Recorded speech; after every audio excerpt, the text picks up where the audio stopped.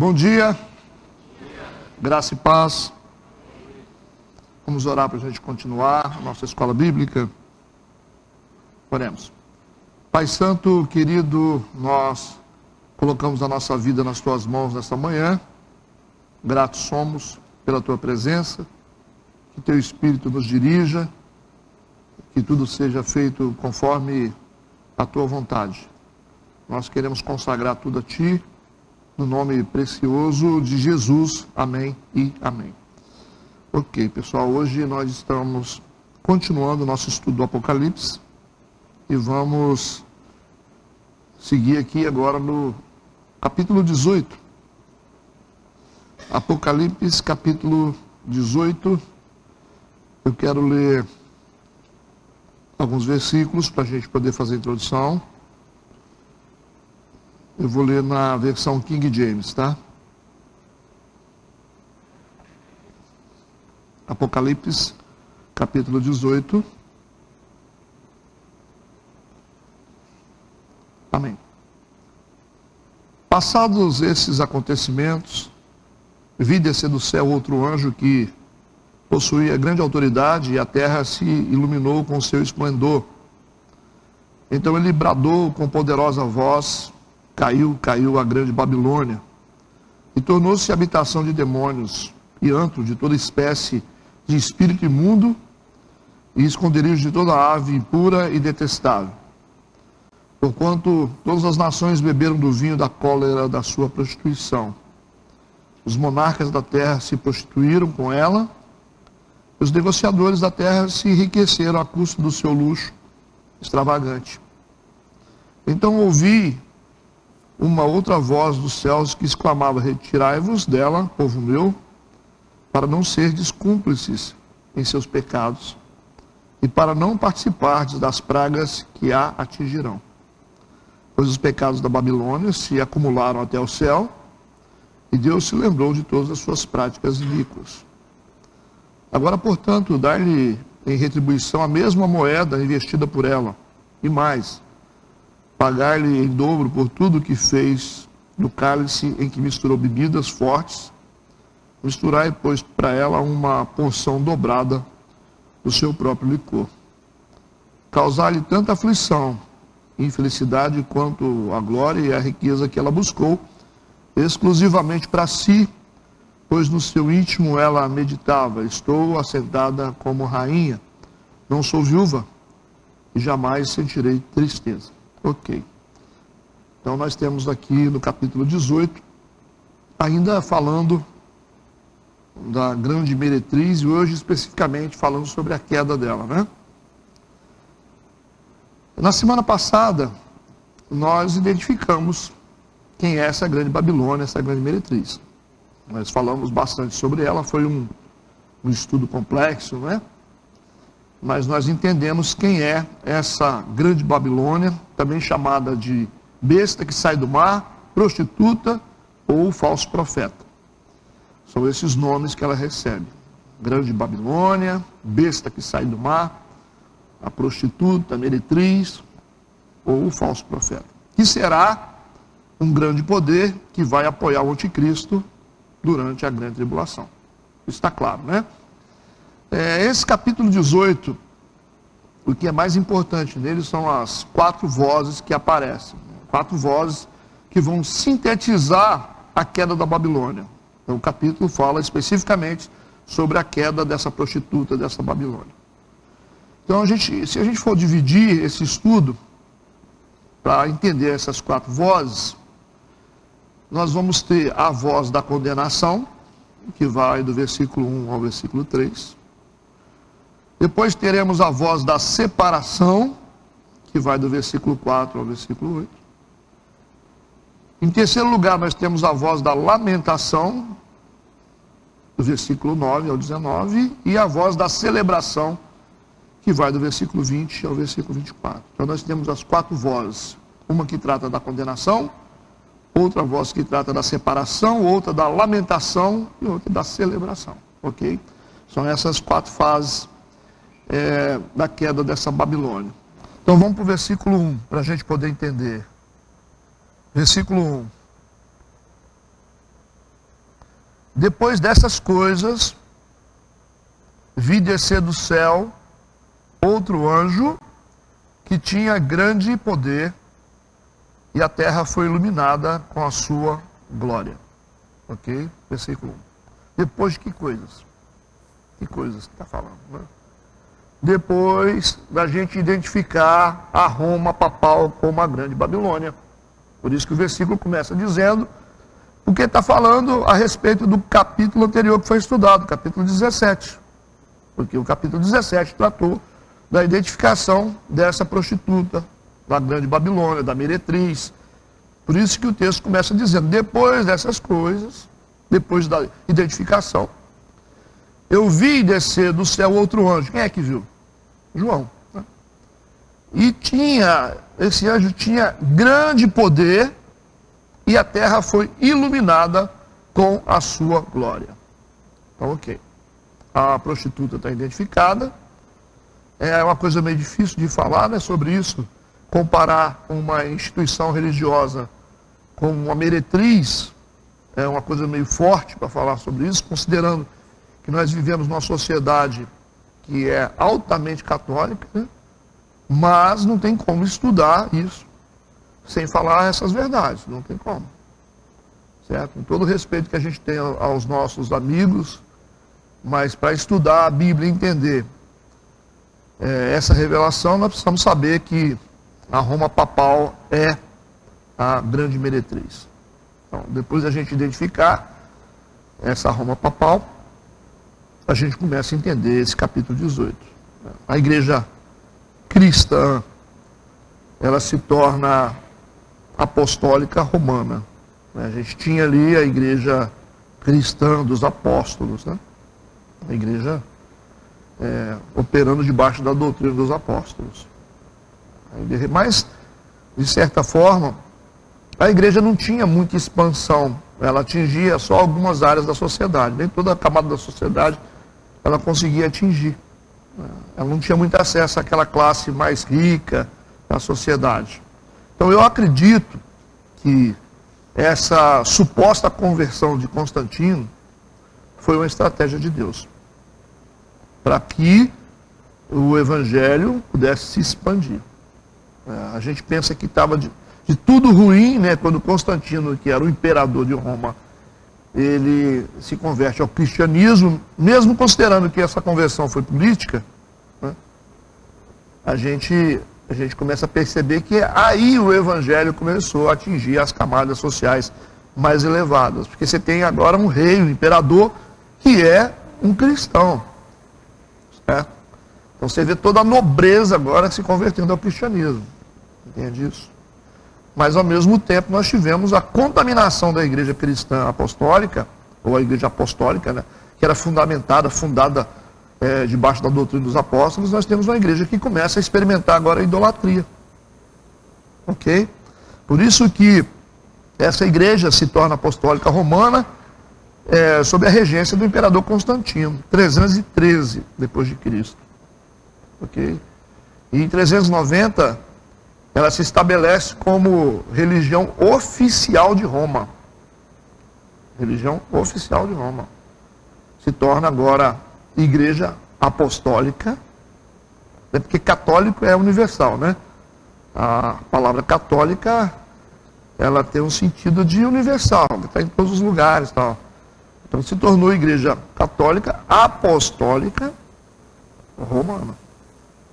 Esse romano aí que complicou. E a gente tem agora dentro da igreja a inserção de ídolos. Ídolos, porque se você tem um imperador que se converte ao cristianismo, por que não, né?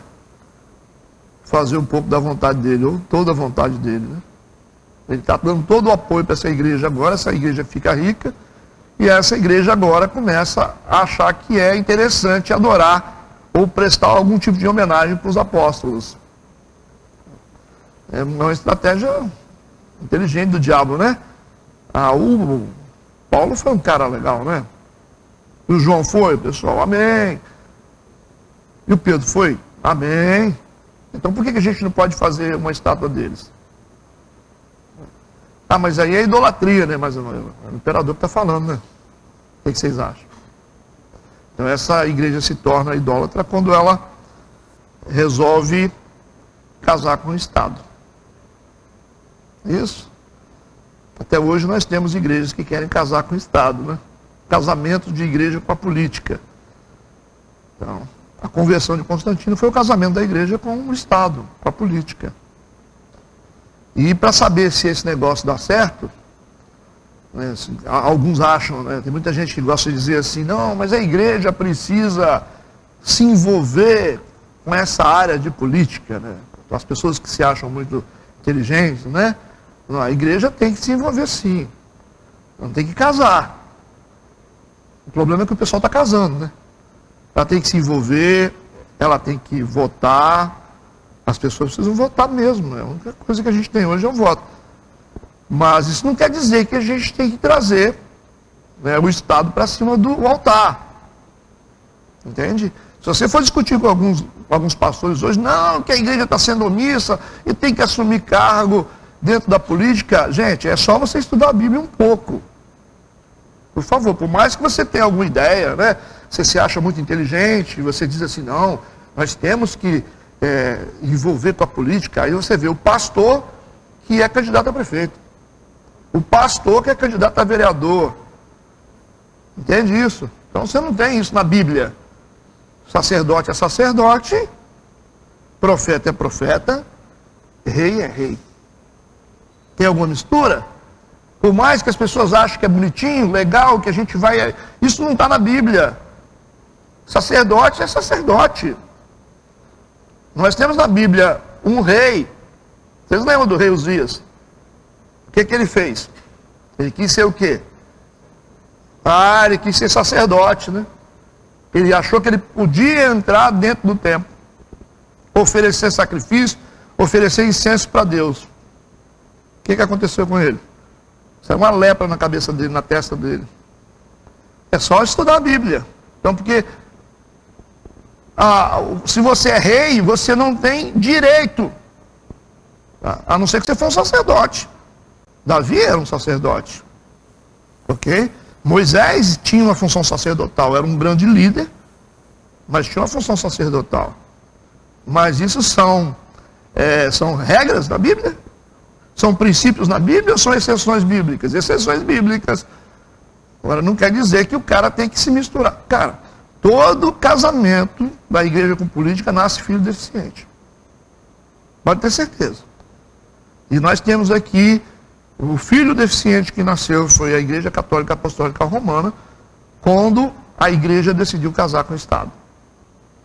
Então, sacerdote é sacerdote, rei é rei. E eu disse para vocês, o sacerdote e o profeta são maiores do que o rei. Maiores. Se você olha para o profeta Natan conversando com Davi, olha na história para você ver quem é maior. Quando o profeta coloca o dedo na cara dele, o que vocês acham?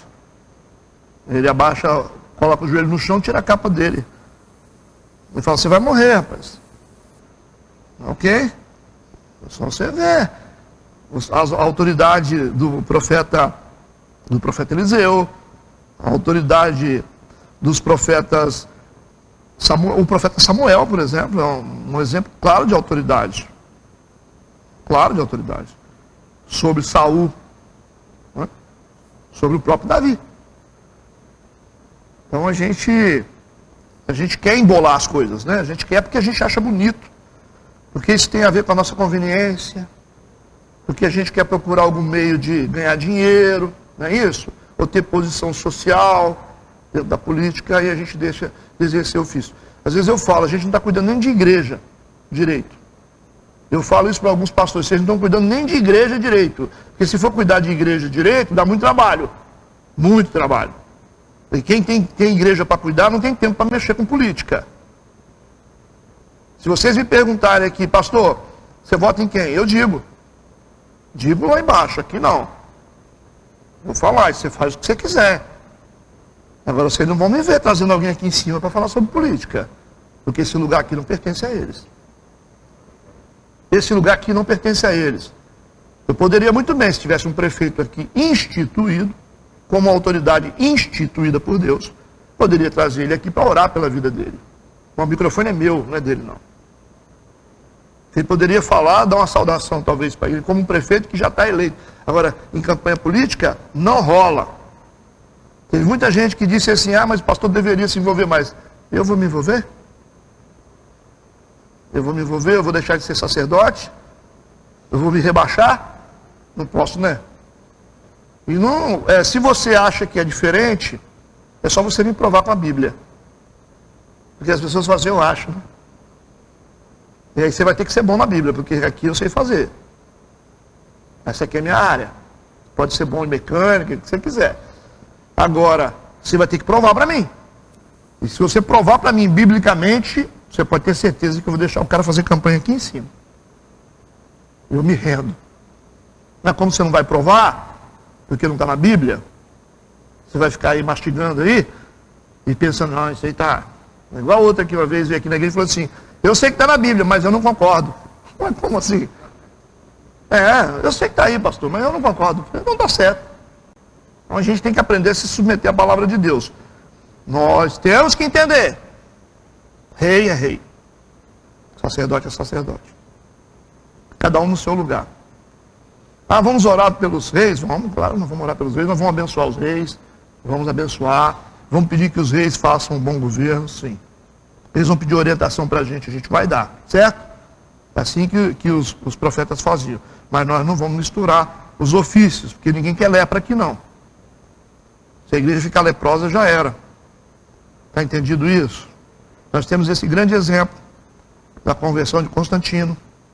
Por causa de questões políticas, ele entra dentro de uma igreja sagrada, uma igreja que era perseguida antigamente, massacrada, humilhada. O diabo pensa, como é que a gente vai fazer?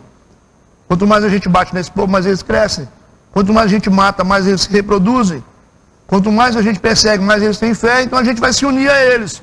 Aí você pega o imperador, que é o exemplo do anticristo, é uma figura, uma tipologia do anticristo, que entra dentro da igreja. E entra na igreja, domina a igreja e traz todos os rituais de Roma e da Grécia para dentro da igreja. Aí agora nós temos uma igreja que se prostitui, uma igreja que começa a conceber coisas ruins a partir desse casamento. Ok? E aí a gente tem aqui uma igreja que era uma igreja espiritual, que estava vivendo sob, debaixo, daquela doutrina saudável dos apóstolos, deixada por Jesus, de repente começa a se diluir. E a gente tem um grande fracasso aqui, e logicamente que Deus ele vai fazer com que essas coisas cooperem, para que esse evangelho comece a alcançar outras camadas. Ok. Porque Deus ele faz assim, ele pega algumas coisas erradas que a gente faz e transforma de uma maneira, em algum tipo de crescimento. Está entendido isso? Vocês têm alguma dúvida? Vocês querem falar? Por favor, mas falem algo que tenha sentido, tá bom? Aí não fala, né? Mas não tem como ensinar Apocalipse sem esse tom, gente. Eu não tenho como falar sobre isso. Aliás, não tem como ensinar uma igreja no tempo de hoje com um outro tom. Não tem. A gente está lutando contra um muro, contra uma barreira muito forte. É uma guerra cultural. Uma guerra cultural. Então essa guerra é muito pior do que uma guerra de espada. Versículo 2. E o anjo clamou fortemente com grande voz, dizendo: caiu a grande Babilônia. Se tornou morada de demônios. Aí. Covil de todo espírito imundo. E esconderijo de toda ave imunda e odiável. Então esse é o contexto dessa Babilônia. Ok? Esse caiu Babilônia. Babilônia e Babel é uma relação, tá? Babel, o que é Babel? Babilônia é Babel no plural, entende? Babilônia e Babel, é a mesma relação, não é? Por isso que Babilônia é a forma de se falar grega, tá? No hebraico é Babel, deu para entender isso? Babel e Babilônia, por isso que o sentido é confusão. Lembra da Torre de Babel, no Antigo Testamento? Hebraico, Babel, confusão. Babilônia, grego. Entendido? E esse é o sentido, confusão mesmo. Deu uma confusão, né? Virou uma confusão louca. Vamos seguir.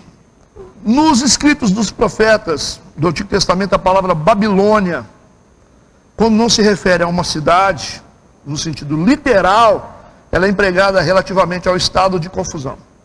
É uma relação entre a cidade da Babilônia, as terras da Babilônia e a confusão espiritual que estava acontecendo naquela época. E que tem caído a sua ordem social e religiosa. Né? Tudo está bagunçado aqui. Versículo 3. Porque todas as nações beberam do vinho da ira da sua prostituição. Nós falamos sobre isso, todas as nações. Isso foi pulverizado no mundo inteiro. Certo? Todas as nações beberam do vinho da ira da sua prostituição. Essa idolatria está pulverizada pelo mundo inteiro. E principalmente dentro das igrejas evangélicas. Ok, nós já falamos sobre isso. E os reis da terra se prostituíram com ela. E os mercadores da terra se enriqueceram com a abundância das suas delícias. É fácil de entender, né, que todas as nações beberam do vinho. Além desse sentido de ser simbólico, o acontecimento aqui também foi literal, tá? Por quê? Porque esse texto está falando sobre o que aconteceu com o Império Babilônico, quando ele caiu. Foi o primeiro império que surgiu. Lembram? Babilônia. Segundo, Medo-Persa. Terceiro, grego. Quarto, romano. Os 4 únicos impérios que surgiram até hoje. O império é dominar o mundo, né? Então nós estamos aqui na época, falando sobre o contexto da Babilônia, na época, o Império Babilônico. Como que ele caiu? Como que ele caiu?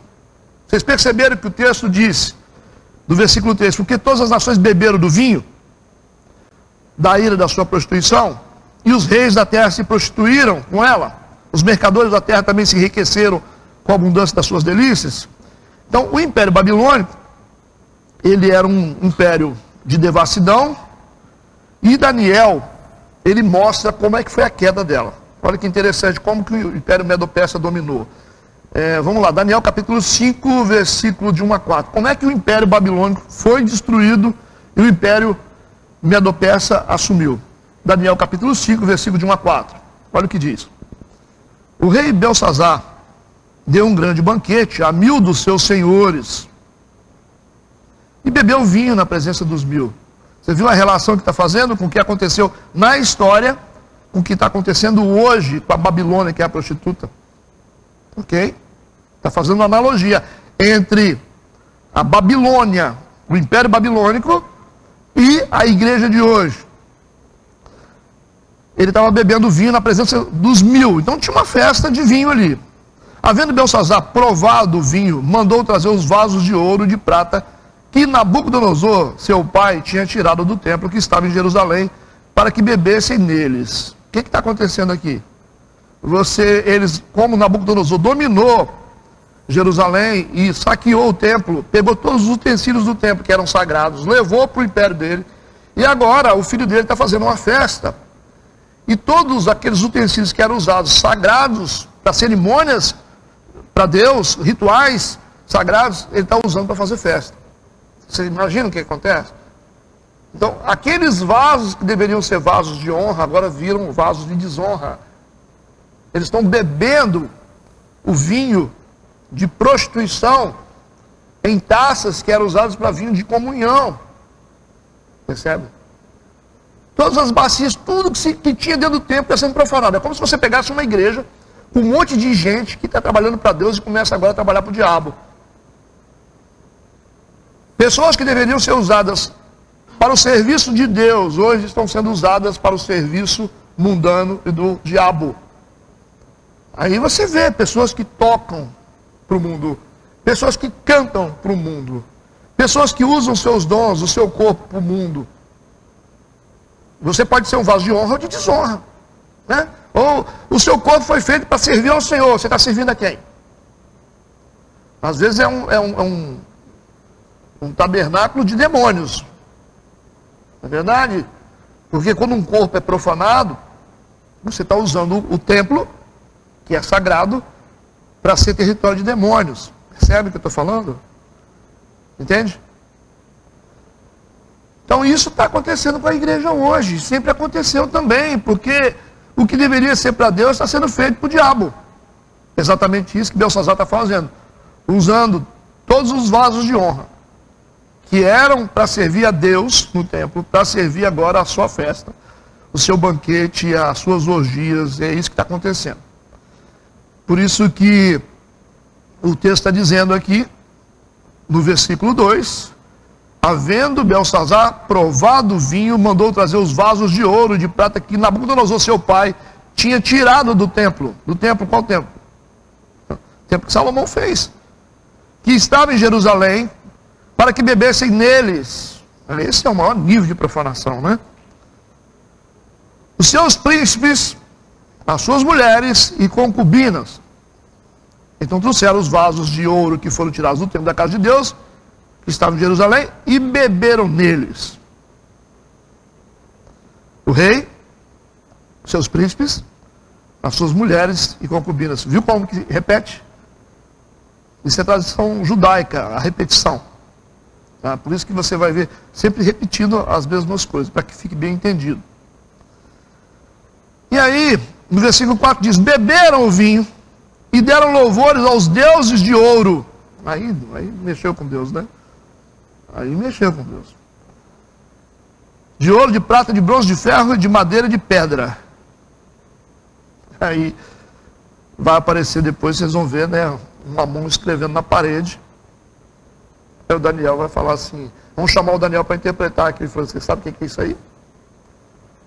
Deus está te condenando agora. A Bíblia diz que na mesma noite, o Império Medo, que depois é Medo-Persa, a gente vai falar depois por quê, ele entra, mata Belsazar e destrói totalmente o reino dele, na mesma noite. Que aquela mão escreveu na parede, Mene, Mene, depois a gente fala nos próximos versículos, e sai a sentença contra Belsazar de todo o seu reino. E aí você vai ver um rei Medo, né, que é Dario.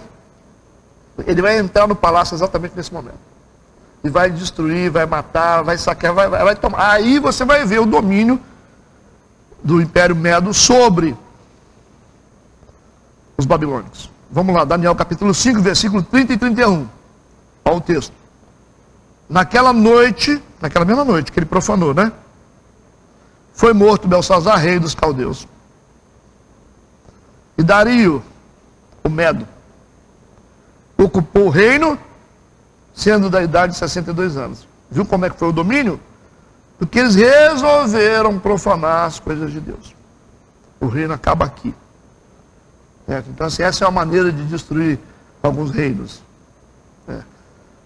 Tudo tem limite, né? Tem limite. Se você não quer servir a Deus, você fica à vontade, mas não mexe com as coisas de Deus, não. Uma coisa é você falar assim, eu não quero servir a Deus, fica à vontade, mas não toca naquilo que é sagrado. Olha o que Jeremias disse no capítulo 51, versos 7 e 8. Ele vai dizer o seguinte, Babilônia era um copo de ouro na mão do Senhor, o qual embriagava toda a terra. O seu vinho beberam as nações. Por isso as nações enlouqueceram. No momento caiu a Babilônia. No momento, viu? Ficou arruinada. Lamentai por ela. Tomai bálsamo para sua dor. Porventura, sarará? Na verdade, isso aqui é uma interrogação, tá? No original. Entende o que eu estou falando? Então, o que aconteceu com o Império Babilônico está profetizado aqui pelos profetas, né, na fala de Daniel e também Jeremias. Entendido isso? Então é uma relação do que aconteceu com o Império Babilônico, com o que vai acontecer uma grande prostituta. Ela vai cair da mesma forma, okay? Com todo o seu poder, toda a sua riqueza, com todo o seu culto, com todos os seus acessos às pessoas, ela vai cair do mesmo jeito. Entendido? Versículo 4. E agora vem, e ouvi outra voz do céu. Outra voz, o João vai ouvir outra voz agora do céu. É a segunda, né? Que dizia, sai dela, povo meu. Somente uma pessoa pode dizer isso. Sai dela, povo meu. Não é um anjo agora, é o próprio Cristo que está falando. Sai dela, povo meu. Sai dela, povo meu. Para que não sejas participante dos seus pecados. Ok? A gente vê hoje o catolicismo romano, com as suas idolatrias, e a gente vê a igreja evangélica com as suas idolatrias. E essa palavra, porque nós acreditamos que nós já saímos do catolicismo na nossa conversão. Ok? Mas nós caímos na idolatria dentro da igreja evangélica. E aí nós somos hoje chamados a sair de dentro de nós mesmos. Certo? Então nós temos dentro da igreja evangélica idólatras, e que existe um povo que está separado desse povo idólatra. Entende? Então nós temos que sair de dentro de nós mesmos. Porque nós estamos num nível de idolatria altíssimo. Creio no que eu estou dizendo. Porque o nosso panteão é maior do que o panteão católico. Que nós temos vários ídolos. Vários ídolos. Vários ídolos. É tudo que a gente vê dentro de igreja evangélica hoje, e muitas delas, né, é praticamente objeto de adoração. Não é verdade? Objeto de adoração. A gente tem materiais, instrumentos, utensílios que a gente considera que é sagrado, e nós temos que entender hoje que o templo somos nós. Ok? Nós não podemos acreditar que existem outras fontes de poder além de Jesus Cristo. Okay? Nós não podemos querer construir tendas para Moisés e para Elias. Não dá. O Pedro disse assim: vamos fazer 3 tendas nesse transcendental aqui, que era o Monte da Transfiguração, né? Vamos fazer 3. Uma para Jesus, uma para Moisés, outra para Elias. Deus bradou na nuvem. Não é? Está lá, não está na Bíblia? Eu somente a ele ouvi. Somente a ele ouvi. Porque eles queriam colocar Moisés e Elias no mesmo patamar de Jesus Cristo. Não pode. O mais importante que Moisés foi, está na Bíblia, Moisés. Percebe? O mais importante que ele foi, está falando da lei. Não é só da pessoa de Moisés, está falando da lei do Antigo Testamento. Principalmente do Pentateuco, dos 5 primeiros livros da Bíblia. Você não pode querer levar isso acima de Cristo. E nem os profetas, nem do Antigo, nem do Novo Testamento, porque Elias era o representante dos profetas. Mas nós tivemos profetas no Novo Testamento também. Então, quando a gente começa a querer construir tendas no mesmo nível de Cristo, nós somos idólatras. Isso é muito sério. E vamos tomar cuidado com aquilo que a gente está acreditando. Ok? A gente tem que acreditar em Deus. Na pessoa de Cristo. Somente. Ok? Não são lugares, não são coisas, não são pessoas. Não são pessoas. Não são coisas, não são lugares. Eu fico assustado quando alguém fala isso comigo. Ah, mas você tem que, se você não for, você vai. Aí eu já fico assustado, eu já dou um passo para trás. Você tem que ir lá para você receber um som daquele cara, senão eu já dou um passo para trás, eu tenho medo. Eu vou mexer em time que está ganhando, eu estou com uma vida tão boa, estou tranquilo, estou em paz comigo mesmo, eu vou ficar inventando moda para entrar debaixo de maldição, igual eu vejo vida de gente aí. Você conversa com as pessoas e fala assim: ah, pastor, lá em casa está todo mundo doente, um morreu não sei de quê, o outro não sei o quê.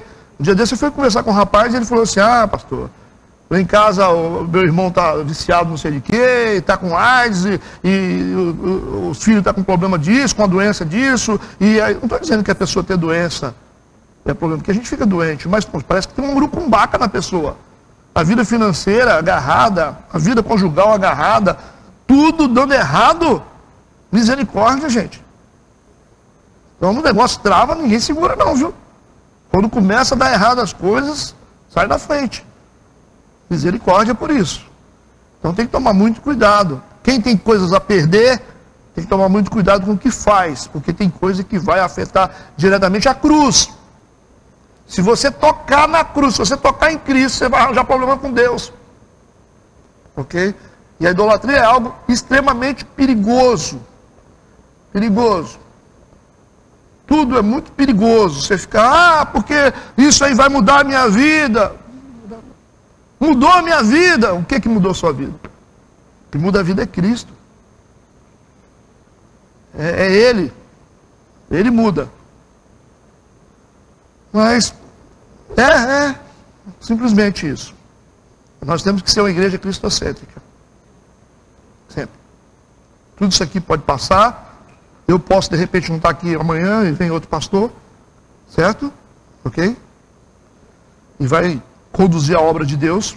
A questão não são pessoas. É a pessoa. A questão é quem está disposto a ouvir a voz de Deus.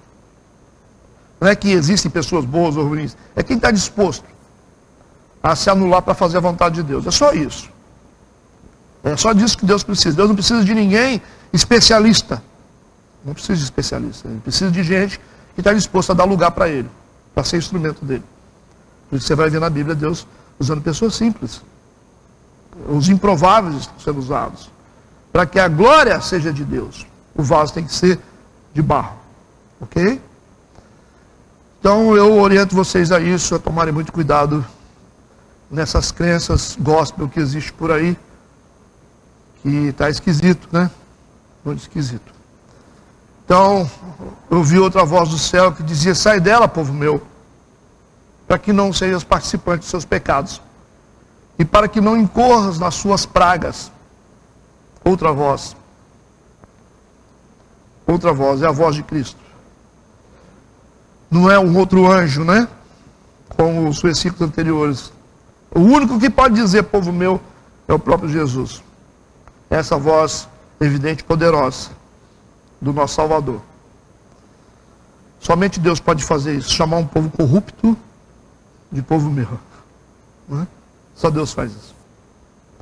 Versículo 5. Porque já os seus pecados se acumularam até o céu. Subiram. Lembra que eu falei para vocês sobre a taça que vai acumulando os pecados? Porque já os seus pecados se acumularam até o céu. Vai subindo até chegar no céu. Mas por que não está acontecendo nada ainda? Porque não chegou até no céu. Quando chegar, certo? Continua fazendo, continua atacando, continua atacando. Continua lutando contra Deus, contra as coisas de Deus. Continua falando contra as coisas de Deus. É só uma questão de tempo. Ok? Por isso que várias cidades do passado foram semelhantemente denunciadas da mesma maneira. Vocês lembram de Nínive? Em Jonas capítulo 1, versículo 2, Deus disse, a sua malícia subiu até mim. Chegou lá em cima, foi enchendo, chegou até mim. Foi isso que Deus disse através dos profetas. Em Mateus 11, versículo 23, falando sobre Cafarnaum, diz, e tu, Cafarnaum, que te ergues até os céus, você vai subindo na sua iniquidade até os céus. É isso que está dizendo em Mateus capítulo 11, versículo 23. Isso significa o pecado sendo concebido, concepção, nascido, crescido e atingido a sua maior dimensão. Ou seja, tocando nos céus. É um processo. Eu vi um cara cristão falando sobre o que está acontecendo no país hoje. Ele falando, é um cristão, ele falou assim, até quando, Senhor? Até quando o Senhor vai permitir a injustiça? Até quando? Falando a respeito do que está acontecendo no nosso país. Até quando? Calma. Calma. Espera mais um pouquinho. Vamos esperar orando assim, tranquilo. Deixa eles encherem a taça de Deus. Depois nem Deus segura mais. Quando desce a ira, nem Deus segura. Foi o que aconteceu lá com Ló. Sai rápido. Sai rápido. Por isso que o arrebatamento da igreja é a tipologia da saída do Ló, também de Sodoma. Sai rápido, hein? Súbito. Vocês têm que ser arrebatados rápido.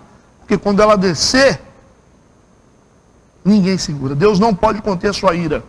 Por isso que ele faz com que as pessoas saiam rápido. Por isso que o arrebatamento é o rápido. Ok? Não olhe para trás, tá? A mulher de Ló olhou para trás. Sai rápido. Assim como foi nos dias de Noé. Entrou na arca e estão batendo na porta e dizendo, Noé, abre aí, né? Mas não foi fechada por Noé, foi fechada por fora pelas mãos de um anjo. Não tem jeito mais. Nem Deus podia fazer mais nada, né? A porta da graça fechou. Entende o que eu estou falando? Os seus pecados se acumularam até o céu. O profeta Jeremias segue um paralelo semelhante a esse. Por isso que eu li antes para vocês Jeremias 51, a gente já leu, né? Diz que, vamos ler, né? Jeremias 51, versículo 9. Queríamos curar a Babilônia, por ela não sarou. Deixai-a, e vamos-nos cada um para a sua terra, porque o seu juízo chegou até o céu, e se elevou até as mais altas nuvens. É exatamente isso que nós falamos em Gênesis, capítulo 15, versículo 16, a medida da injustiça dos amorreus, lembram? Por que que Deus não poderia ter entregue as terras para Abraão? Ele disse, olha, só na 4ª geração. Por quê? Porque eu não posso tirar aquele povo da terra ainda.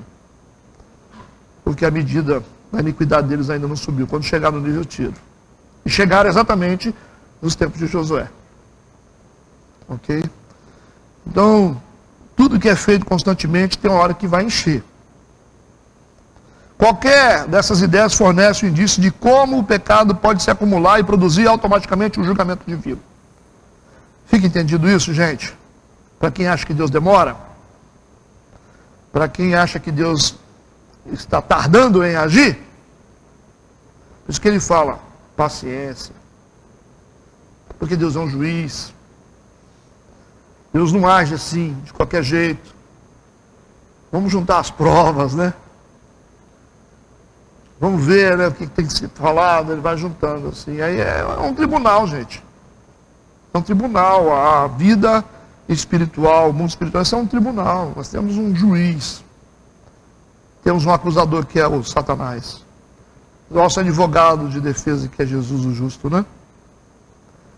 Mas nós precisamos entender que o aspecto tem que ser legal.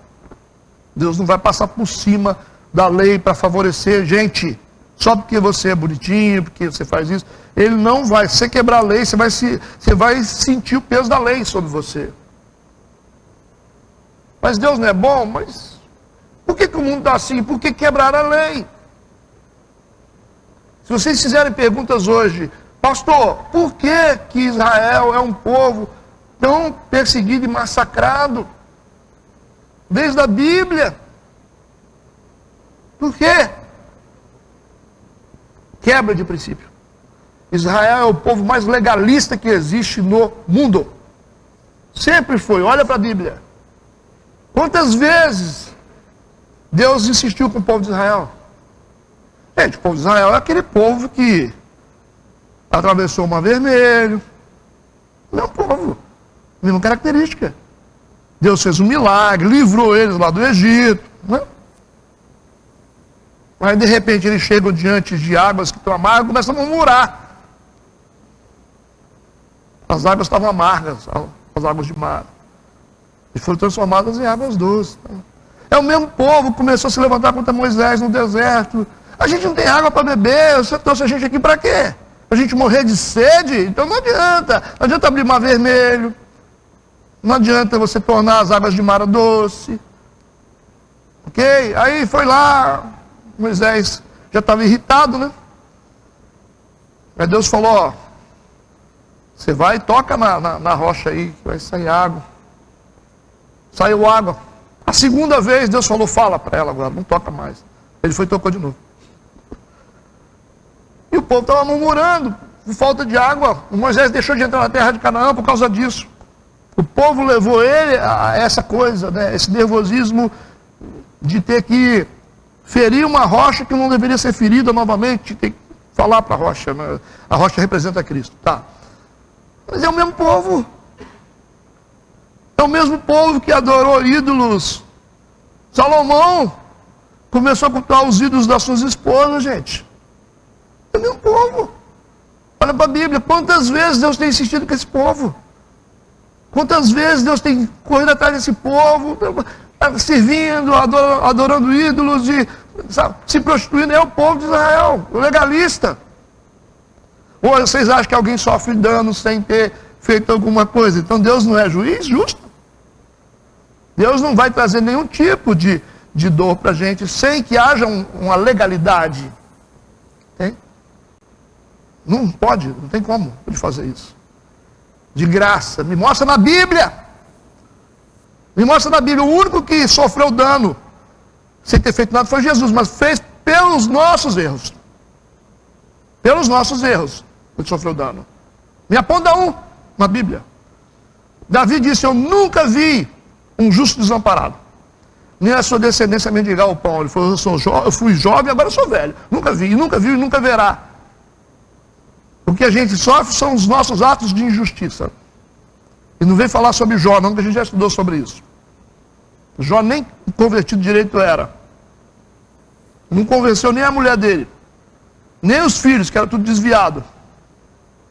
E tinha uma fé superficial. Então era um cara que precisava ser provado, ou não? Porque ele disse lá, Jó 42, antes eu te conhecia só de ouvir falar, agora os meus olhos te veem. Que homem de Deus é esse que só conhece Deus de ouvir falar? Então no Jó não era inocente. Não era inocente. Ninguém sofreu nenhum dano por ser inocente. Só Cristo. Está certo ou não? Então o povo de Israel hoje está sofrendo por causa do seu legalismo. Por causa do seu legalismo. Pastor, mas o pessoal... Raciocina, está entendendo o que eu estou falando ou não? Não estou dizendo que o que os outros estão fazendo, o que o Hamas está fazendo contra Israel é certo. Eu só estou dizendo que o Hamas é um agente de juízo contra Israel. Porque Israel insiste em ser um povo desobediente a Deus. É um povo que Deus cuida, é um povo que Deus está zelando, Deus está protegendo, mas é um povo legalista. Se você estudar a história de Israel, história secular, olha o que acontece. Hoje, Israel, quantas coisas, atrocidades que acontecem contra a vontade de Deus. Ah, pastor, mas aí, você não sabe não, né? Você está achando que Deus está deixando Hamas entrar nas fronteiras de Israel sem que haja uma legalidade? Então Deus é injusto? Então eles estão pagando pelo legalismo deles. Por isso. Então vocês vão acreditar que Deus é injusto, né? Deus é injusto, então, tá certo. Porque a gente só olha um lado da coisa, a gente não procura saber o que está acontecendo. Então Deus precisa de ter algum tipo de brecha para permitir. O diabo ele só entra na brecha. Ele não entra. Se você não fecha, se você fechar os muros, meu amigo, ele não vai entrar. Ele jamais entra. Por isso que ele disse a Josué: Josué, você quer conseguir entrar em Canaã? Você quer fazer o que os outros não fizeram? Guarda a minha palavra. Medita nela de dia e de noite. Ele falou. Guarda. Gasta tempo guardando a minha palavra. E o resto você não precisa se preocupar nem com espada, nem com lança, nem com nada. Eu vou te dar a vitória. Guarda a minha palavra. O que aconteceu com Daniel? Os inimigos conseguiriam tocar no Daniel? Então a gente não consegue nenhuma acusação contra ele. Se a gente não achar na lei do Deus dele. Se ele quebrar a lei do Deus dele, a gente pega ele. Não pegaram por quê? Porque não tinha brecha. Daniel não tinha brecha. Daniel ele podia jogar ele para qualquer lado que ele prosperava. Ou não? Joga na cova dos leões, ele converteu o rei. Pode fazer o que você quiser. O cara é inviolável. Entende o que eu estou falando ou não? Vocês querem falar uma coisa? Quer defender o Hamas? Oi.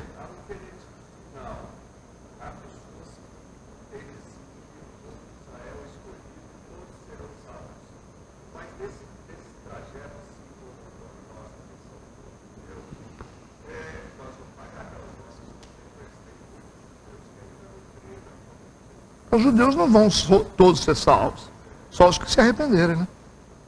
Porque o fato de ser judeus, o único compromisso que Deus tem com Israel é a terra. Deus falou: eu vou dar a terra para vocês. Eles vão A promessa de Deus é a terra, a promessa da igreja é o céu. Mas se não passar por Jesus, eles não vão ver o céu nunca. Hoje a gente tem uma conversão muito grande de judeus nessa época. Tem reportagens saindo aí, principalmente da missão Portas Abertas, que Jesus está se manifestando para muitos judeus. Eles estão tendo visão de um homem de branco, conversando com eles. Eles estão vendo, tendo visões. Jesus está convertendo vários judeus. E muitos judeus estão, assim, se rendendo a Cristo. E na grande tribulação também, os 144 mil se converterão. Mas o fato deles serem uma nação eleita, não significa que eles têm direito ao céu. Eles não vão entrar no céu, só se eles passarem por Cristo. Aí alguns pastores falam assim, não, mas aí a gente está botando os judeus no fogo. Não é um judeu no fogo, não. Jesus veio para eles. João falou, ele veio para os que eram seus, mas os seus não receberam. Perdeu, mané. Entendeu? Ele veio. A igreja abraçou a Cristo. E foi todos os que receberão poder para serem chamados filhos de Deus. A partir de agora, só entra se for por Jesus. Pode ser judeu, ortodoxo, o que você quiser fazer. Filho de Abraão, Deus, é isso aí. Mas se não aceitar Jesus como o único Salvador, por isso que Jesus disse, eu sou o caminho, a verdade e a vida. Ninguém vem ao Pai se não for por mim. Judeus terão que se converter, já estão se convertendo, muitos judeus, né? Graças a Deus por isso. E na grande tribulação, principalmente, muitos judeus vão se converter, o número está aí para vocês. Mas o que eu quero dizer para vocês, resumindo, é que nada acontece de graça. Ok? Todo o mal que eu sofro, que você sofre, que Israel sofre, é resultado da nossa legalidade. Em algum ponto, a gente deixou a porta aberta. Porque Deus é justo. Deus é justo. Pode olhar para a vida de vocês. Todas as vezes que vocês tentaram fazer as coisas certas, de forma certa, a vida fica diferente. É lógico. Vocês têm essas experiências, vocês são mais velhos. Quando a gente começa assim, né? Aí começa a vir. Fica um tempo sem vir os problemas, a gente continua, né? No legalismo, daqui a pouco vem. Quando vem, a gente fala, oh meu Deus, me perdoa. Ah, tá, vamos zerar. Zerou a conta, começa de novo. Mas nenhum dano a gente sofre sem ter um legalismo. Que Deus não dá permissão. Porque Deus é um juiz. Mas ele é o justo juiz, né? Esses juízes vocês conhecem aí por aí, que fica vendendo sentença, não. Tem uns que vendem, né? Não são esses, não. Esse é o justo juiz. É o que olha o que é certo, olha o que é errado e julga a causa. Satanás está lá esperando, né? Fica lá ao nosso derredor procurando achar uma pontinha para ele poder agir. E age. E age, não tem jeito. Quem é que vai segurar? Deus vai segurar? Não vai, senão ele não seria o justo juiz. Como é que Deus cria um casal com livre-arbítrio sem deixar Satanás entrar no jardim? Satanás ia dizer, tá vendo aí, você fez robô, né? Fez robô, programou para você. Ele falou, não fiz não, eles são livres. Ele falou, então deixa eu entrar. E entrou. Entrou no jardim, violou a consciência deles, acessou ou não acessou? Acessou. E aí Jesus falou assim, olha, só tem um jeito, né? Como é que vai fazer agora? Tem que voltar para resolver esse problema. Aí Deus falou, olha, então tá. Falou, mulher, de ti sairá um que vai esmagar a cabeça da serpente. Falou lá dentro do jardim, vai ter que nascer um de ti, da mulher, que vai vir para esmagar a cabeça da serpente. Aí espera até Jesus nascer. Aí Jesus depois vem, né? Vai esmagar a cabeça da serpente. E vai esmagar agora, né? O Apocalipse vai mostrar. Mas todo esse tempo, Jesus não podia entrar na terra. Ele teve que entrar na terra em forma dentro de uma mulher. Porque Deus é espírito. Viu o aspecto legal do mundo espiritual? Ele não tinha como entrar. Satanás, para entrar na terra, teve que entrar em forma de uma serpente. Porque era um espírito. O espírito é espírito, carne é carne. Então como que você vai interagir com o mundo físico? Você vai pegar um copo aqui sem corpo. Por isso que o diabo, ele entra em possessão de uma pessoa. Ele quer pegar esse copo aqui, ele vai usar uma pessoa. Ele não tem como pegar. Ele é espírito. Então Deus não tem como pegar. Deus é espírito. Ou tem que repetir isso? Deus é o quê, pastor? Espírito. Foi isso que Jesus falou? Deus é espírito. Não importa que seus adoradores o adorem em espírito, em verdade. E como é que Deus vai pegar esse copo para dar água para o irmão lá? Ele usa você. Ele entra em você, aí você vem com a sua mãozinha assim. Nós somos instrumentos de Deus. Aí você fala assim, o cara está com sede de tomar água. Quem deu foi Jesus, através de você. Então a única forma de interação de Deus na terra é através do ser humano. Por isso que ele teve que vir em forma humana. Porque não tinha como entrar na terra de outra forma. Ok? E aí quando você vê Jesus andando, era um Deus andando na terra dentro de um corpo humano. Simples de entender. E depois como que ele entra de novo na terra? Em forma de igreja. Ele não disse para os discípulos, vocês fiquem em Jerusalém lá, no cenáculo que eu vou voltar. Eu preciso voltar na terra. E como é que volta na terra? Aí ele entra no povo, entra na igreja, no Pentecostes, e a igreja começa, ela vira o corpo de Cristo. O Pedro vai pregar, converte 3.000 almas. Antigamente é o cara que queria cortar a cabeça dos outros, mas como ele virou o templo do Espírito Santo, ele começa a pregar, 3.000 pessoas se convertem. Quem é que pregou? O próprio Cristo, através dele. Era o Espírito Santo falando. E começa aquele monte de cura em Atos dos Apóstolos, que são atos do Espírito. Não é dos apóstolos, é do Espírito, porque é o Espírito Santo fazendo obra através da igreja. E hoje Deus está aqui, não está? Como é que Ele está aqui? Através de nós. Deus só está aqui por nossa causa, porque nós somos o templo do Espírito Santo. A única forma de Deus andar na terra é através da igreja, porque Ele é Espírito, Ele não tem como andar na terra. Pastor, mas Ele é Deus, Ele faz o que Ele quiser, mas não fará. Porque Deus respeita a própria lei que Ele criou. Por que Ele não pôde entrar e colocar Abraão dentro da terra? Ele falou, não posso, porque a medida dos amorreus não chegou no nível ainda, eu tenho que tirar ele de lá. O Abraão vai morrer. E vai entrar Josué lá na frente. Aspectos legais, gente, lei, legalismo. E o que vai acontecer? Se Deus vai sair da terra, não vai ter motivo para ficar mais aqui. Ele vai levar a igreja. É por isso, o Deus sai a igreja junto. Entenderam ou não entenderam? Nós não somos o corpo. As mãos, a sua mão é Deus operando. Seus pés, seus olhos, sua boca, é Deus. Se a gente não der lugar para Deus, Deus vai fazer o que aqui na terra? Não tem como ele fazer nada aqui não, é? A única forma de Deus chegar nos oprimidos é através da igreja. Se a gente não vai, como é que Deus vai? Deus não vai. Pastor, mas ele vai como? Se você não vai, ele vai ter que esperar outro para ir. Por isso que ele espera a gente morrer para nascer outro. Não esperou Moisés nascer e crescer? Não esperou? Porque ele usa pessoas. Quem tirou o povo do Egito? Deus. Foi Moisés? Deus. Através de Moisés. Então, a questão de corpo de Cristo é uma coisa fantástica. A Santa Ceia é o sangue que dá vida para esse corpo. Quando a gente está em comunhão, a gente toma a Santa Ceia, que é o sangue que nos dá vida. Se você não está em comunhão, você não toma a Santa Ceia. Você está fora do corpo. Quem está fora do corpo, corta o braço, joga lá fora, ele apodrece.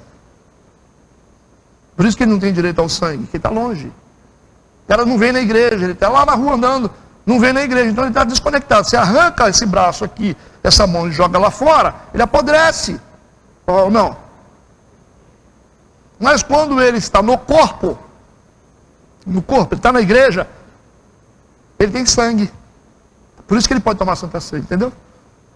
Aí ele vai tomar Santa Ceia, aí o sangue vai dar vida a esse corpo. Por isso que todo o corpo bem ajustado, somos bem ajustados, né? Cada um respeitando o dom de cada um. Ele é o pé. Pastor, mas ele é o pé? Claro, ele tem muita importância. Mas eu sou a mão. Mas você acha que você é mais importante que você é a mão? Mas eu sou, sei lá, o antebraço, o fêmur, eu sou, não sei, o joelho.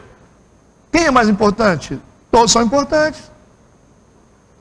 O dedo. Se você arranca um dedo desse, um dedo do pé, o cara já não anda certo. Porque cada dedo desse tem uma função. Até para equilibrar o corpo. É igual o cara que vai cortar a cauda de um cão. Vai cortar para ficar bonito. Cara, aquilo é uma função de equilíbrio no cão. Se Deus colocou a cauda no cão, né? Porque precisa da cauda. Da mesma forma somos nós. Por que o Luiz tem que ser um cara mais manso? Com uma energia assim tranquila, serena.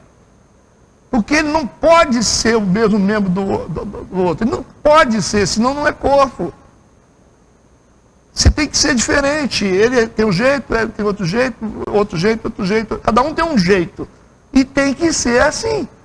Porque cada um tem uma função. Mas interessante, se um adoece, você fura o dedo.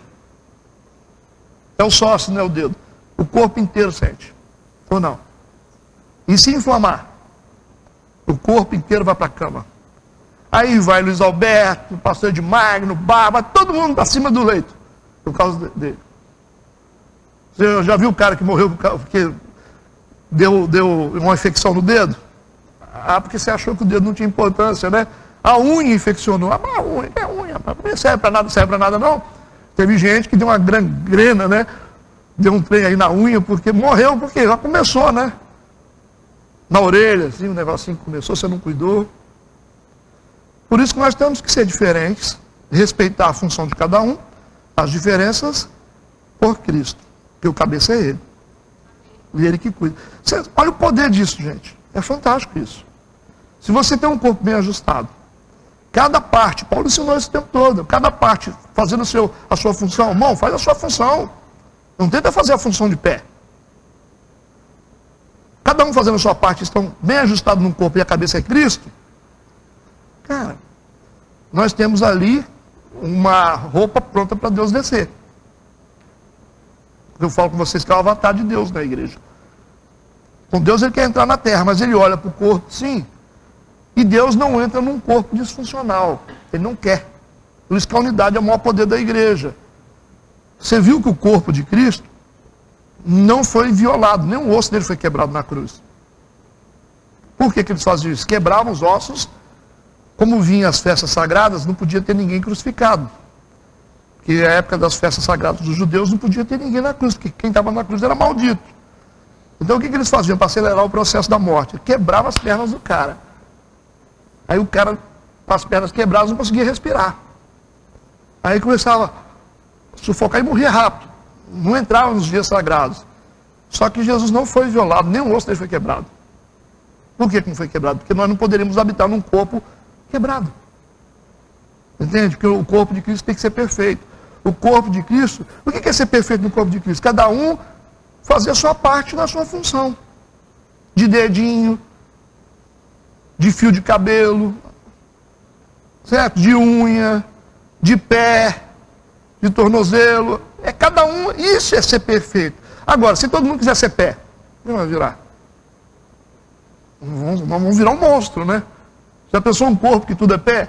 A mão que não fazer papel de pé, nós vamos dar igual aqueles da idade da pedra, né? Então o problema da igreja é esse, que a igreja às vezes, todo mundo quer ser cabeça. Cabeça não tem como ser, só Cristo. Ah, eu quero ser mão. A mão não tem como, tem duas. E a direita faz uma coisa, a esquerda faz outra. É você fazer a sua parte no seu lugar.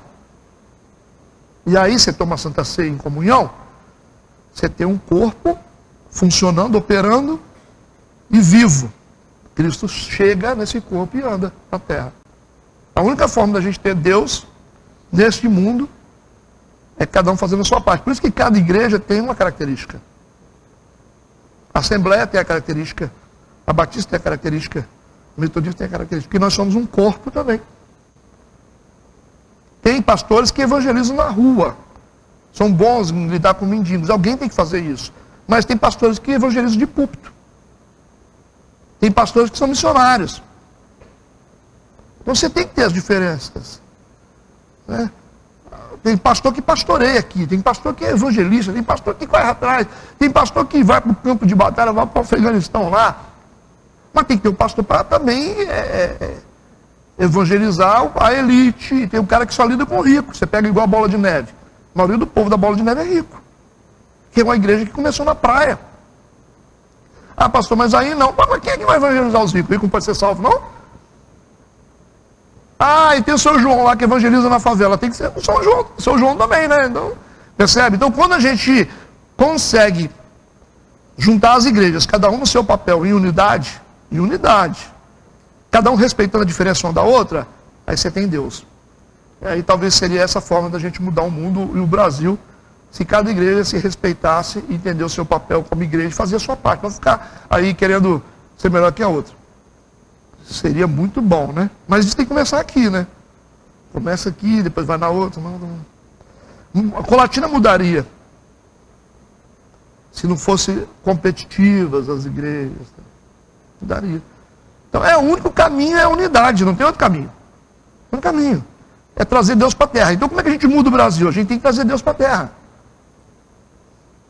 Pastor, mas como é que a gente traz Deus para a terra? A igreja tem que estar em unidade.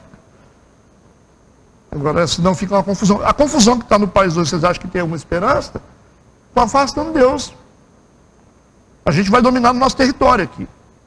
Deus vai honrar a gente aqui. Mas a nível de cidade, a nível de Brasil, é difícil isso aí. Porque cada igreja tem o seu papel no seu lugar. Tá certo, gente? Vocês entenderam isso? Creio que sim, né? Então, nós temos aqui o versículo 6. Eu vou dar uma adiantada. Porque também é só informações que não requer muita discussão. Né? Vamos lá, versículo 6. Tornar-lhe a dar, como ela vos tem dado, retribuir-lhe em dobro, conforme as suas obras, no cálice em que vos deu de beber, dar-lhe a ela em dobro. Significa que agora essa igreja, a prostituta, a meretriz, será julgada pela sentença divina. Vai ser retribuído para ela aquilo que ela fez com os outros. Vai ser na mesma medida. Mesma forma como ela fez. Ela derramou sangue de profeta, né? Durante a história, ela vai receber o mesmo dano. Versículo 7. Quando ela se glorificou em delícias, né? Foi-lhe outro tanto de tormento e pranto, porque diz em seu coração, estou assentada como rainha, e não sou viúva, e não verei o pranto. Essa igreja, ela vai chegar num ponto que ela vai se achar muito segura, porque ela vai ter o apoio do anticristo. Por isso que ela está dizendo, eu tenho marido, eu não tenho problema com isso. Eu não vou ser viúva. Eu estou sentada como rainha. Ela vai dizer isso, essa segurança, porque ela não está percebendo o sinal dos tempos. Ela não está percebendo a escatologia. Por isso que ela vai continuar fazendo o que está fazendo de errado, sem saber o que vai acontecer. Essa falsa segurança. Vamos lá, Isaías 47, versículo de 7 a 9. E disseste, eu serei senhora para sempre. Até agora não te importaste com essas coisas, nem te lembraste do fim delas. Agora, pois, ouve isso, tu que és dado a prazeres, que habitas tão segura, que dizes no teu coração, eu sou, e fora de mim não há outra, não ficarei viúva, nem conhecereis a perda de filhos.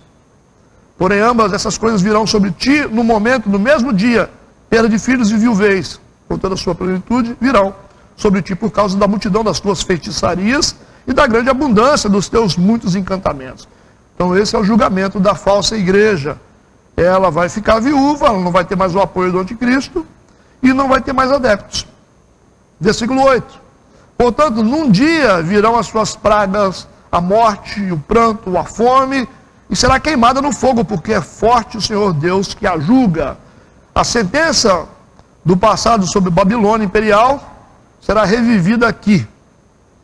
A Babilônia se tornou num monte de ruínas, né? Existem os escombros até hoje. E da mesma forma, esta falsa igreja será destruída. As suas ruínas serão expostas. Ok? Versículo 9. E os reis da terra que se prostituíram com ela e viveram em delícias, né? A chorarão e sobre ela prantearão quando virem a fumaça do seu incêndio. Chorarão por quê? Porque os reis da terra vão ficar tristes. Porque eles vão perder as regalias, as vantagens que eles tinham com esse sistema religioso. Esse sistema religioso nós falamos, ele é rico, ele é poderoso, ele está sustentando muita gente. Por isso que os reis da terra, que estão se aproveitando dessas riquezas, eles vão lamentar por isso. Entende? Versículo 10. Estando de longe, pelo temor do seu tormento, dizendo, ai daquela grande Babilônia, aquela forte cidade, pois numa hora veio o seu juízo. Essa uma hora aqui significa um juízo imediato. Ele foi avisado e foi executado, vai ser imediato. Por isso que foi julgada numa mesma hora, tá certo? Então, Assim como Belsazar estava naquela mesa de banquete, bebedeira, e essa mão escreveu, foi a mão de Deus, né, que deu uma sentença para Belsazar, Mene, Mene, Tekel, Ufa, sim, diz, contou Deus o teu reino, e o acabou, pesado fostes na balança, está vendo, pesado na balança, Deus é justo, Deus pesou na balança, está vendo a justiça de Deus? Até para o ímpio, Deus é justo. E fosse achado em falta, diante de todas essas coisas ruins que Belsazar fez, Deus ainda teve que medir o pecado dele, para julgar ele. E Deus disse, dividido foi o teu reino, e dado aos medos e aos persas. Na mesma noite, Dario, o Medo, invadiu o palácio, ocupou o reino, e matou o rei Belsazar. Da mesma forma, a Babilônia será destruída, ou a falsa igreja será destruída. Versículo 11.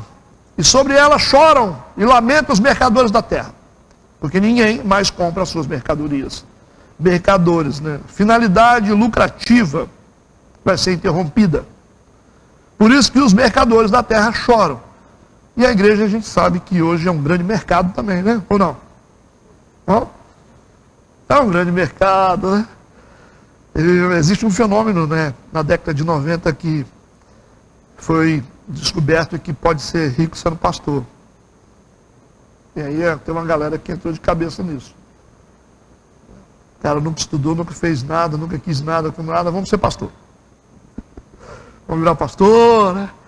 Arranja meia dúzia de gente, eis que te digo, pau quebra.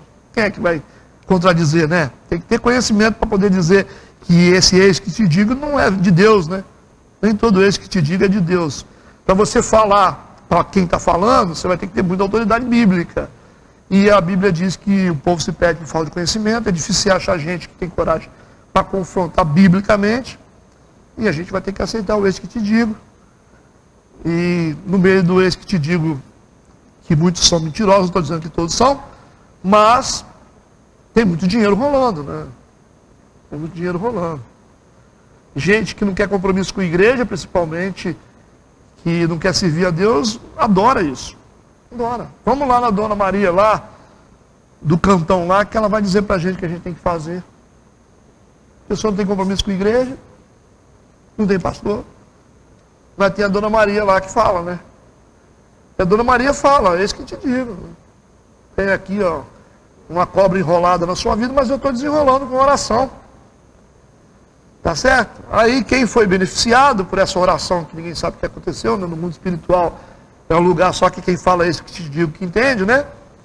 Que quem está pedindo também não tem compromisso com o mundo espiritual, só tem medo. Aí está desamarrado esse laço aí, essa serpente na sua vida. Ah, obrigado, eu vou deixar 150 para a senhora. Não é que eu estou querendo pagar pelo que a senhora fez, mas estou deixando aqui para ajudar a senhora como missionária, né? Missionária, os missionários. Aí está todo mundo fazendo isso aí. De vez em quando eu tenho que ver uns aqui na igreja que dá umas voltinhas por aí, vem contar para mim ainda. Você imagina? Eu estou me sentindo um lixo, cara. Eu fico me desgastando, eu nem durmo direito para poder ensinar as coisas para os outros. Aí chega um para mim e fala assim, aí eu fui lá na Dona Maria, ela disse que tem uma nuvem sobre a minha cabeça, que é o demônio. O demônio está furioso contra mim. Eu sei disso desde quando eu nasci. Que o demônio está furioso. Essas são as revelações. O demônio está, olha, está numa ira contra você. Mas seria interessante se você dissesse que me ama. Aí eu ia achar estranho, né? Você entendeu a ignorância? Aí depois fala assim, ó, e Deus manda te dizer, hein, que Ele te ama. Fala, mas eu já sei também. Eu também já sei que Ele me ama.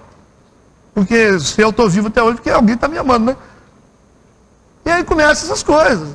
Eu te amo, pode deixar que essa prova vai passar. A gente também sabe que prova passa, que é estação. É tudo baseado nessas coisas. Gente séria, é diferente, você acha, mas demora, né? Você tem que orar muito para você achar um profeta sério. Mas profetas sérios, assim, quando fala, a gente não tem como sair do lugar, né? Quando eles falam, é diferente, né? Diferente. A voz de um profeta muda a vida da gente, você não pensa duas vezes. Mas é o que eu estou vendo, cara. Quando eu vejo ovelha minha indo atrás dessas macumba gospel, eu fico doente, cara. Me sinto mal, me sinto um lixo. Pelo amor de Deus. Então, assim, todo mundo querendo resposta rápida, sabe? Micro-ondas, né? Ninguém quer trabalhar. Ah, não estou ganhando dinheiro. Eu falo assim, não, você tem que trabalhar, meu irmão. Trabalhar, né? Mas eu não consigo, então vai estudar, vai fazer um curso no Senai à noite, assim, né?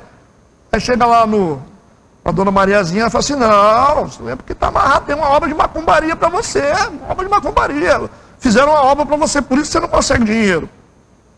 Eu não sei como é que ganha dinheiro sem trabalhar, você sabe? Como é que a gente tem inteligência sem estudar? Eu também não sei, eu acho que eu vivo num mundo diferente. Eu falei, se você estudar, se você trabalhar, eu não consigo trabalho, então você está em outro planeta, porque serviço é o que não falta. Tem um site aqui que me manda toda hora emprego. Não tem gente para trabalhar.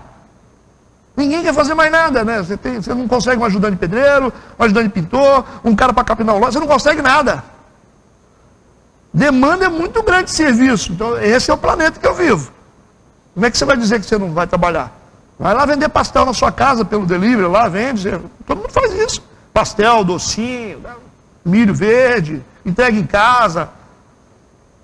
Só querer. Eu tenho um monte de lote para capinar. Se vocês quiserem, eu arranjo para quem quiser. Não quer não, né? Não quer. Ah, vai atrás da dona Chiquinha, né? Vamos falar Chiquinha para mudar, né? A dona Chiquinha vai dizer, não, isso aí é o demônio que está na sua vida. Por isso que ele não... Ele amarrou, aí eu tenho que desamarrar aqui, né? Amarrar. Eu nunca vi gente crescer sem trabalho, sem estudar, eu nunca vi.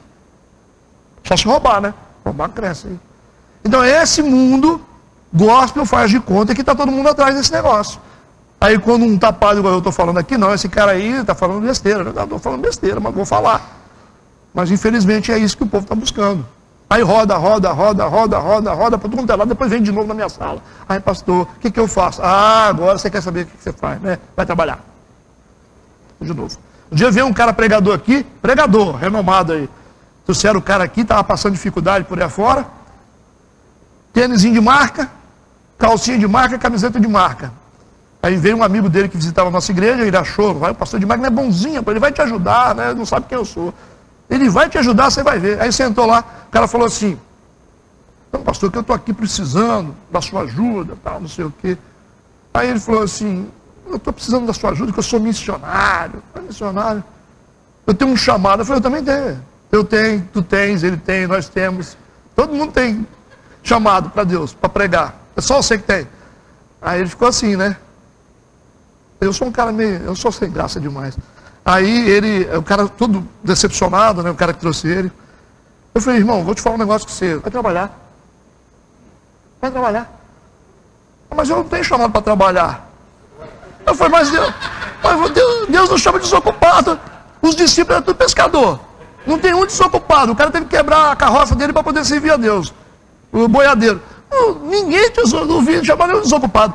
Aí vai trabalhar. Eu falei, você é de qual igreja? Eu sou da igreja tal. Então você tem que pedir ajuda do seu pastor lá. Ele falou, ele mandou eu trabalhar também. Eu falei, então... o pastor mandou ele trabalhar também. Então vai trabalhar. Vai trabalhar. É assim, né? Se não está dando certo, vou trabalhar, vou capinar. Você não tem ministério e que Deus está honrando o seu ministério, você tem que... Vai para o secular, mano. Mas as coisas são difíceis de entender, será? Aí sai contrariado, não conversa comigo, passa na rua olhando de cara feia, né? Tá bom.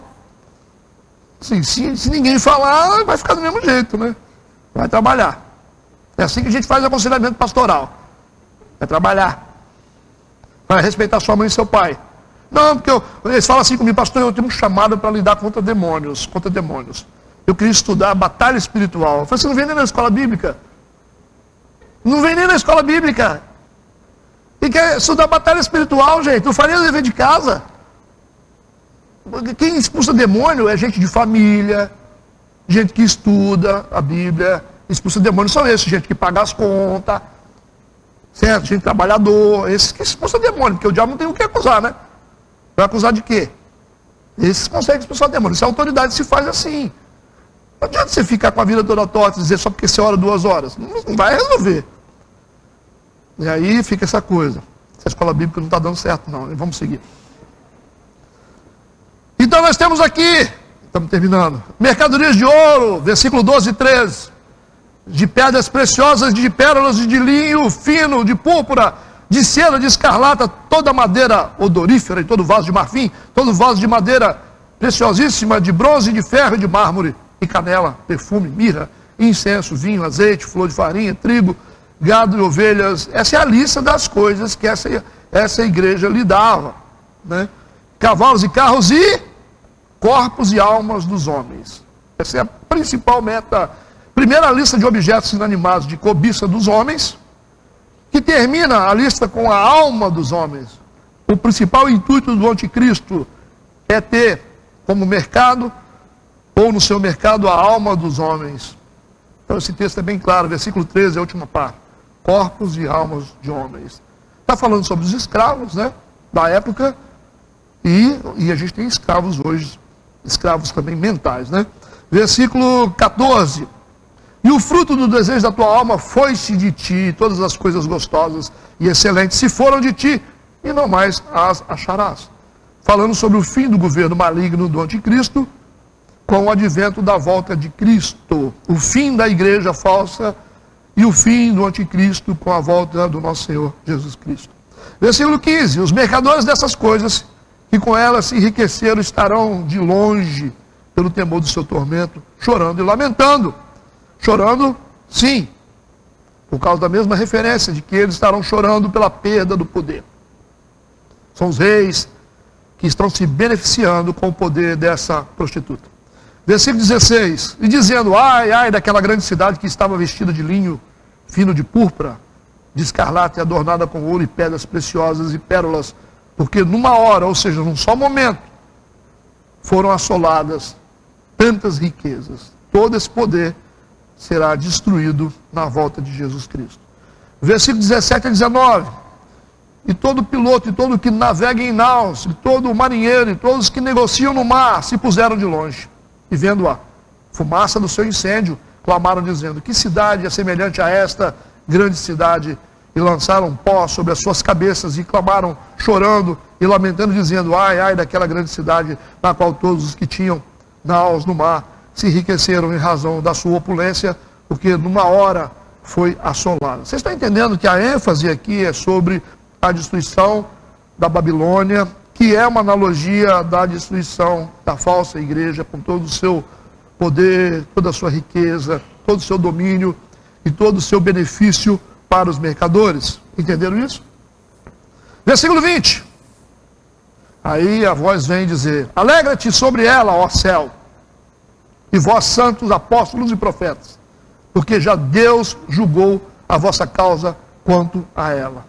Então esse versículo 20 fala sobre a sentença de Deus e que os homens e mulheres de Deus que estão salvos, porque está dizendo, alerte sobre ela, ó céu, e vós santos apóstolos e profetas.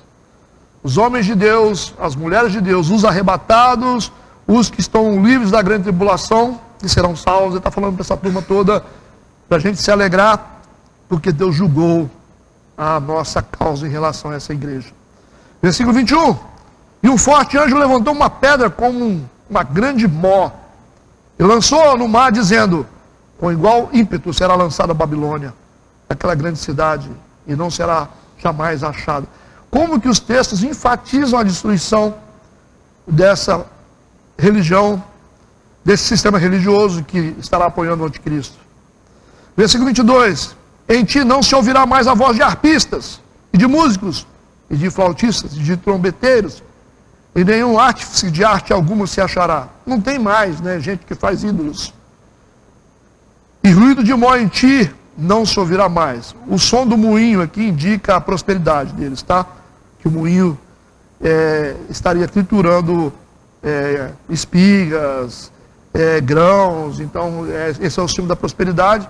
Da mesma forma, como não haverá o culto deles, não haverá mais obras de arte, aqueles que faziam esculturas de imagem, e também não haverá mais ruído de mó, não haverá mais prosperidade.